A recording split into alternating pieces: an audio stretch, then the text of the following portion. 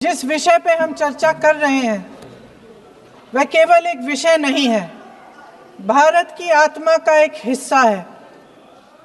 हमारा राष्ट्रगीत उस भावना का प्रतीक है जिसने सोए हुए, गुलामी में सोए हुए भारत के लोगों को जगाया, जिसने उन्हें हिम्मत दी कि ब्रिटिश साम्राज्य के सामने खड़े होकर वह सत्य और अहिंसा के नैतिक हथियारों के साथ सामना कर पाए।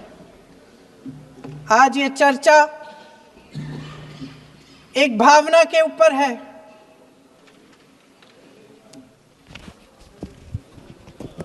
और जब हम वंदे मातरम का नाम लेते हैं तो वही भावना हमारे दिल में उजागर होती है।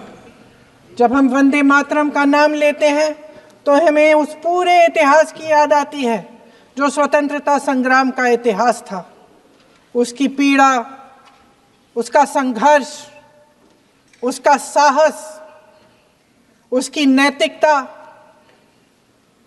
उसका जो बल था कि ब्रिटिश साम्राज्य उसके सामने झुका। अध्यक्ष महोदय, वंदे मातरम उस आधुनिक राष्ट्रवाद की अभिव्यक्ति है जिसने भारत के लोगों को एक राजनीतिक और नैतिक आकांक्षा से जोड़ा, जिसने भारत के लोगों को एक साझा नियति के उत्तराधिकारी, एक साझा भविष्य के निर्माता के रूप में देखा। लेकिन आज की ये बहस मुझे कुछ अजीब सी लग रही है।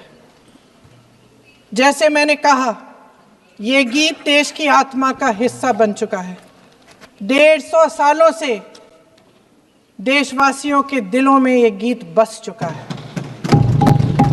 75 सालों से हमारा देश आजाद है, तो फिर आज इस बहस की क्या आवश्यकता है?